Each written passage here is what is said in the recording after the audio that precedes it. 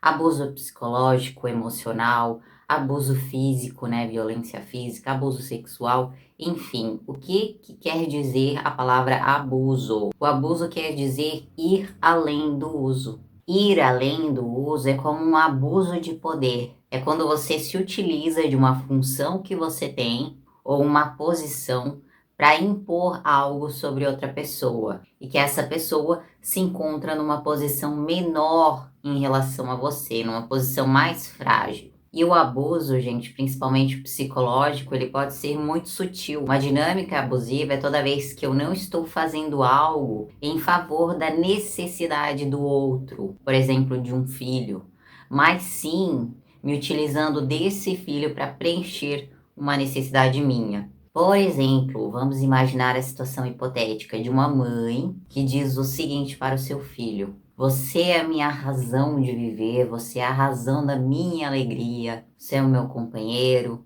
Enfim, gente, quando essa mãe transfere o peso para esse filho de ser a razão da alegria dela, o que acontece se esse filho decide ir embora? Se ele decide seguir a vida dele, que é o caminho natural e é o que deve acontecer realmente, né?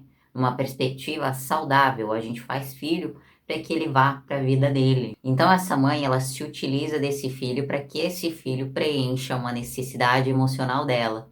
Então esse filho ele permanece preso, a sua identidade fica presa naquela função de ser a razão da alegria da mãe, a razão de viver da mãe. Outro exemplo que era muito comum antigamente, fazer filho para que eles tenham que trabalhar para você. Outro exemplo que eu posso dar aqui é quando uma mãe decide ter um filho para assegurar o casamento, por exemplo. Então aquele filho, ele tem a função de unir aquele casal. E se aquele filho sai dali, não existe mais casamento. E toda a dinâmica de abuso, ele vem de um trauma infantil. Geralmente é uma reação em cadeia, né? São ciclos que vão sendo perpetuados. Seja pela falta de informação, seja pelo nível de consciência das pessoas ali, dos membros daquela família. E eles permanecem acreditando que aquela dinâmica ali é completamente normal. Porque o que acontece? Se eu tenho a segurança dos meus pais, que vão cuidar de mim, que vão me orientar, que vão me ouvir sempre que eu tiver algo para falar, que vão valorizar os meus sentimentos, as minhas queixas, dificilmente essa criança ela vai passar por alguma situação abusiva e quando ela passa, ela sabe identificar. Não sei se você já ouviu falar na síndrome do Estocolmo, que é quando o abusado se apaixona pelo abusador, que é naqueles casos de sequestro. O que acontece, gente? Isso é muito similar com aquilo que acontece na nossa infância, porque na questão do sequestro é uma situação de sobrevivência.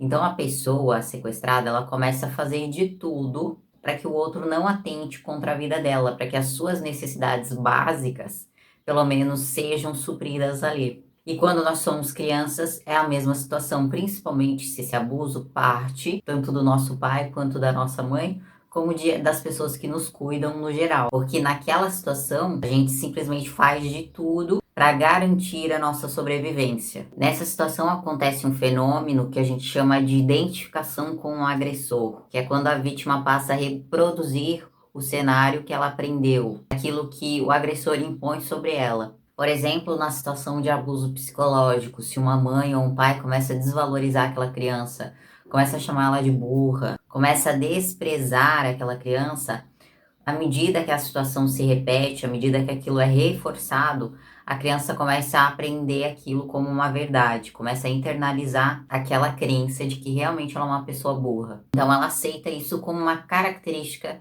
da sua personalidade. E se esse modelo de abuso, em todos os sentidos aqui falando, ele é aprendido lá na infância, ele é facilmente replicável.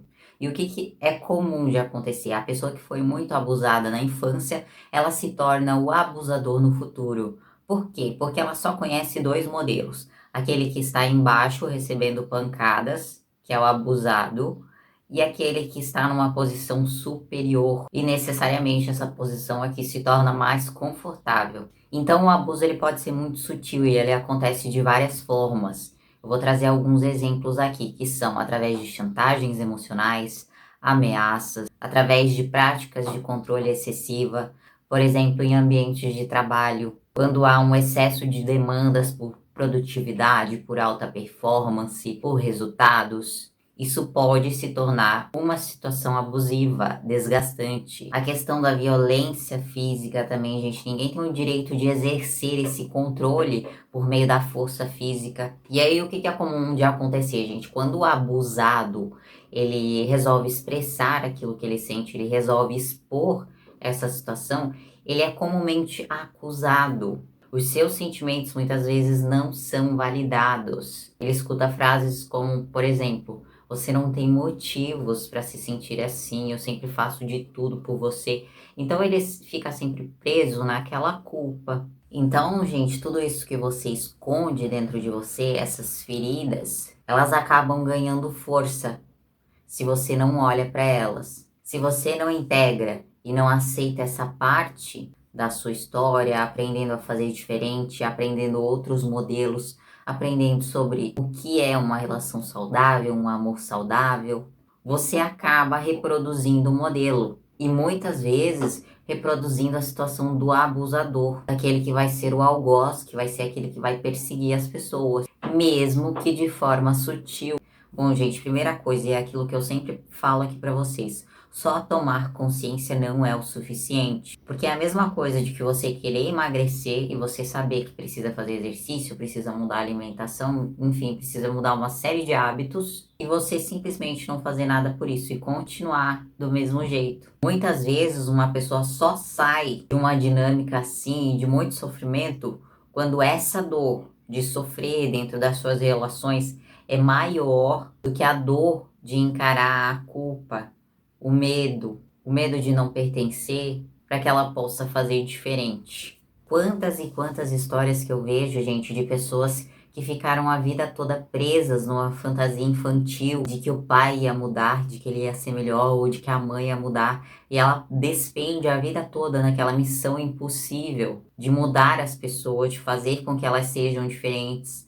E ela nunca aceita a realidade como ela é, e ela nunca olha a realidade do jeito que ela é, e ela nunca aprende a estabelecer limites. Ela passa só a reproduzir, reproduzir, reproduzir, tudo conteúdo inconsciente.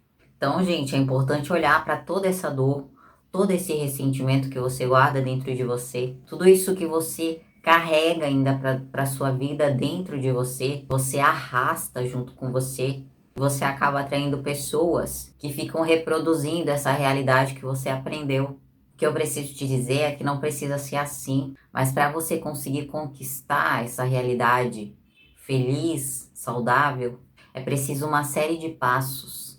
É preciso que você esteja disposto a bancar toda essa culpa que te faziam sentir quando você admitia os seus sentimentos. Eu quero promover agora um exercício. Quero que você pegue um papel e uma caneta na mão e eu quero que você escreva da sua alma todas essas dores que você sofreu.